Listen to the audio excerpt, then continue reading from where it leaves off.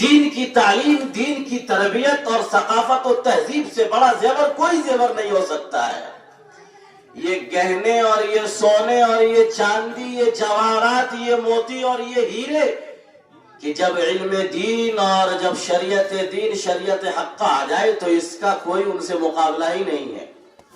اس لیے جو ضروری والدین کے اوپر بچوں کے تئیں ہوتا ہے، بچوں کے تحت ہوتا ہے تعلیم و تربیت، تو یہی تعلیم ہے، تعلیم دین مراد ہے۔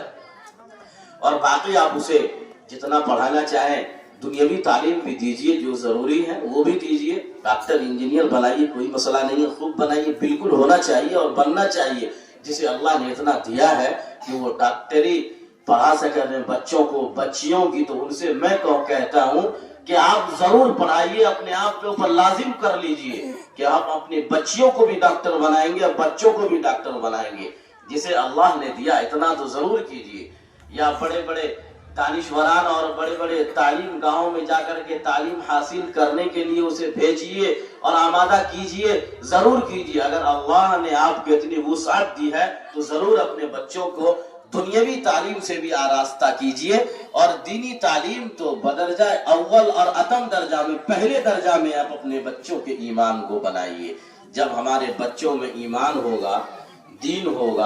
دین کا جذبہ، دین کا شوق ہوگا، یقیناً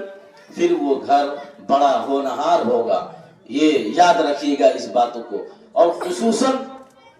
بچپن سے جب ان کی تربیت اور ان کی اصلاح کی جاتی ہے تو یہ سب سے بہتر اور اچھا ہوتا ہے۔ جہاں ہم بچوں کو تعلیم دیتے ہیں وہاں ہم اپنی بچیوں کو بھی تعلیم دیں۔ یہ والدین کے اوپر یہ ذمہ داری ہے، کیونکہ یہ معاملہ اسی پہ آ رہا ہے کہ ختنے کے اوپر آ رہا ہے۔ یہ جیسے ماں باپ کی ذمہ ہے، یہ تعلیم اور تربیت کے آتا ہے، تو اس لیے تعلیم اور تربیت دونوں دینا کس کی ذمہ داری ہے؟ والدین کی ذمہ داری ہے۔ اور یہ جو معاملہ ہونے والا ہے جس بچے کا ہوگا، وہ کیا ہے؟ اس کی تربیت میں سے ہے، اس کی تہذیب، ان کے ثقافت میں سے ہے۔ اس لیے ان کا بیان کرنا، ان کا ذکر کرنا، ان کو بتا دینا ضروری امر تھا، اس لیے ہم نے آپ کے پیش نظر کی ہے۔ اب ایک بات اور یاد رکھیے کہ ان میں خاص طور سے ان چیزوں میں جتنے تعلیم اور تربیت میں جتنا اہم کردار ماں کا ہوتا ہے، وہ باپ سے کئی زیادہ ماں کا کردار ہوتا ہے۔ اس میں جن بچوں کا یا بچیوں کا تعلیمی سرگرمیاں بہتر ہو اور ان کی صحیح مصروفیات ہو اور ان کی صحیح تربیت ہو، اگر آپ دیکھ رہے ہیں تو یقین مانیے کہ اس کی ماں تعلیم یافتہ ہوگی، اس کی امی تہذیب یافتہ ہوگی۔ اسی لیے اس تربیت، اس کی تہذیب ان کی اولاد میں جھلک رہی ہے، ان کی تعلیم ان کی اولاد میں جھلک رہی ہے۔ جب عورت، ہمارے گھروں کی ماں اور بہن، جب تعلیم و تربیت سے آراستہ ہوگی، تہذیب سے آراستہ اور پیراستہ ہو جائے گی، یقین مانیے ان سے آنے والے نونہال اور معصوم پھول یہ بھی تعلیم سے آراستہ ہوں گے اور اسی ثقافت، اسی تہذیب میں پلیں گے، اسی تربیت میں بڑھیں گے۔ اس کی تربیت، اس کی ماں کی تربیت اس بچوں میں دکھے گا اور نظر آئے گا۔ اس لیے بہت ضروری یہ ہے کہ ہم اپنے گھروں کی مستورات کو تعلیم دیں اور اپنے گھروں میں اپنی بچیوں کو، اپنی بہنوں کو صحیح تعلیم کا بندوبست کریں، دینی تعلیم کا صحیح انتظام کریں۔ آپ ٹھیک ہے، آپ انگریزی میں سب چیز پڑھ رہے ہیں، انگلش پڑھ رہے ہیں، سارے چیز پڑھ رہے ہیں، اس سے کوئی منع نہیں، خوب پڑھیے، لیکن یہ تمام چیز کو حاصل کر لینے کے بعد اگر آپ دین سے خالی ہیں، قرآن کی تعلیم سے خالی ہے، حدیث کی تعلیم سے خالی ہے، اللہ کے رسول کی محبت سے خالی ہے، اللہ کے رسول کی تمام وہ احکامات اور بتائے ہوئے طریقے سے خالی ہے، شریعت حقہ سے خالی ہے، سنت مطہرہ سے اگر آپ خالی ہیں، تو آپ اس تھوڑی دیر کے لیے سوچئے گا کہ وہ جو آپ نے پوری زندگی جس تعلیم کے پیچھے لگا دیا اور اس تعلیم کو سارا چھوڑ دیا ہے، تو یہ بتائیے، تھوڑا ذہن میں آپ اس کو سوچئے گا، وہ تعلیم کہاں تک آپ کے کام آئے گا، کہاں تک ساتھ دے گا؟ اس کو ضرور سوچئے گا۔ اس تعلیم کا اثر کہاں تک مؤثر ہو، اور اس تعلیم کا جس کو آپ نے چھوڑ دیا، قرآن کی تعلیم و تربیت کو چھوڑ دیا، سنت کی تعلیم و تربیت کو چھوڑ دیا، شریعت حقہ کو پیچھے چھوڑ دیا، سنت مطہرہ کی طرف آپ نے مڑ کر کے نہیں دیکھا، تو ایک وقت کے لیے آپ سوچئے گا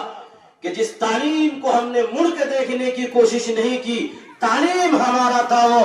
زیور ہمارے لیے تھی، وہ حیا کا گلدستہ ہمارے لیے تھا، جس حیا کے گلدستوں کو آج ہماری ماں اور بہنوں نے کوڑے دان میں ڈال دیا ہے۔ جس تعلیم سے آراستہ ہونا چاہیے، آج اسی تعلیم کو ہماری ماں اور بہنوں نے کوڑے دان سے بدتر بنا رکھا ہے۔ جن ثقافت اور تمدن ہمارے اندر ہونی چاہیے، آج ان سے ہم گونگے اور بہرے ہو چکے ہیں۔ اس ثقافت و تہذیب کو ہم نے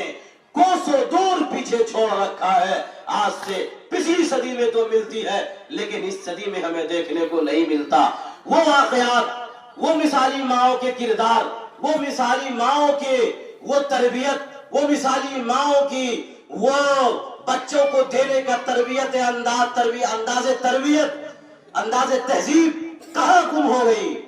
کہاں چلا گیا؟ جو آج ہماری ماں اور بہنوں میں نہیں ہے، وہ تمدن نہیں ہے، وہ ثقافت نہیں ہے، وہ تہذیب نہیں ہے، وہ تربیت نہیں ہے، وہ دین نہیں ہے، وہ سنت نہیں ہے، وہ کتاب اللہ کی تلاوت نہیں ہے، وہ رسول اللہ کے سنت مطہرہ کی پابند نہیں ہماری آج ماں اور بہنیں۔ کیا ہوا؟ کیا ہو گیا؟ کیوں نہیں ہے؟ اس چیز کے اوپر غور آج ہمیں اور آپ کو کرنا ہوگا، اس لیے کہ جب ہمارے گھروں کی ماں اور بہنوں کے اندر تعلیم و تربیت ہوتی ہے، یقین مانیے اگر گھروں کی عورتوں میں تربیت ہے، گھروں کی عورتوں میں تہذیب ہے، گھروں کی عورتوں میں دین ہے، گھروں کی عورتوں میں ایمان ہے، گھروں کی عورتوں میں سنت ہے، تو یاد رکھ لیجئے ان کی آنے والی 7 نسلوں میں دین گشت کرے گا، دین زندہ ہوگا۔ ان کی آنے والی 7 اس ماں سے جنم لینے والے 7 نسلوں میں دین آباد ہوگا، دین زندہ ہوگا، اور اللہ کے رسول کی محبت زندہ ہوگی، شریعت حقہ کو ادا کرنے والے پیدا ہوں گے، سنت مطہرہ کو ادا کرنے والے، سنت مطہرہ پر مر مٹنے والے، رسول اکرم صلی اللہ علیہ پر جانثاری کرنے والے اولاد پیدا ہو جائیں گی۔ لیکن پہلے وہ ماں اور بہنیں پیدا ہو، پہلے وہ اور ماں بہنیں اپنے آپ کو اس قابل بنائے، پھر انہی کی کوکھ سے جنم لینے والا کوئی خالد بن ولید ہوتا ہے، کوئی عبید اللہ ابن جرح ہوتا ہے، تو کوئی شیخ بخاری ہوتا ہے، تو کوئی امام احمد بن حنبل پیدا ہوتا ہے۔ میرے بزرگوں اور دوستو، جب مائیں ہماری درست تھی، جب ماں کی اصلاح تھی، جب ماں کے اندر دین تھی، جب ماں کے اندر قرآن کی تعلیم و تربیت تھی، جب ماں کے اندر حدیث پر چلنے کا جذبہ اور شوق تھا، تو انہی ماں کی کوکھ نے امام احمد بن حنبل جیسے فقیہ کو جنم دیا، اسی ماں کی کوکھ نے امام شافعی رحمت اللہ علیہ سے متبحر عالم کو جنم دیا، انہی ماں کی کوکھ نے امام مالک جیسے جلیل القدر امام کو جنم دیا، اور سب سے بڑے امام اعظم امام ابو حنیفہ فقیہ العصر کو ان ماں کی کوکھ نے جنم دیا تھا، جن ماں کی تربیت درست تھی، جن کے سینے میں قرآن شرسار تھا، جن کے دلوں میں اللہ کے رسول کی محبت تھی، جن کے دلوں میں قرآن کی محبت تھی، پھر ان ماں کی کوکھ نے امام ابو یوسف کو جنم دیا، امام محمد کو جنم دیا، اس ماں کی کوکھ نے امام غزالی کو جنم دیا، امام قرطبی کو جنم دیا، علامہ عینی کو جنم دیا، اس ماں کی کوکھ نے امام بخاری کو جنم دیا۔ یہ کہاں سے آئے؟ یہ کہاں سے پیدا ہوئے؟ انہی ماں کی کوکھ نے جنم دیا ہے، جن ماں نے تہجد کی نماز قضا نہ کی ہو، جن ماں کی کبھی 5 وقت نماز قضا نہ ہوئی ہو، جن ماں کی روزے قضا نہ ہوئے ہو، جن ماں کے عبادات نہ چھوٹے ہو، تمام تر مشغولیات کے بعد اپنے اللہ کی عبادت کو پورا کر رہی ہو، اپنے اللہ کی مرضی پر پورا اتر رہی ہو، اپنے رسول اللہ کی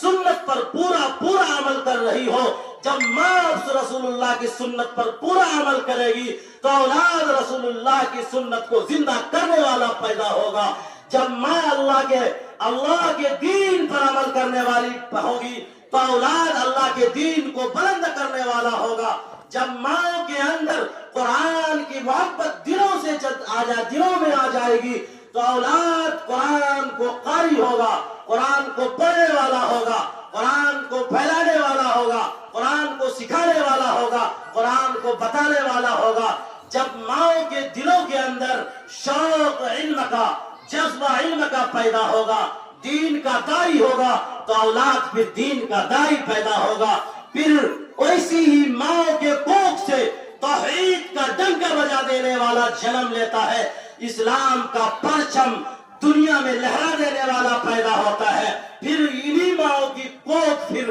سنت نبوی کا زندہ کرنے والا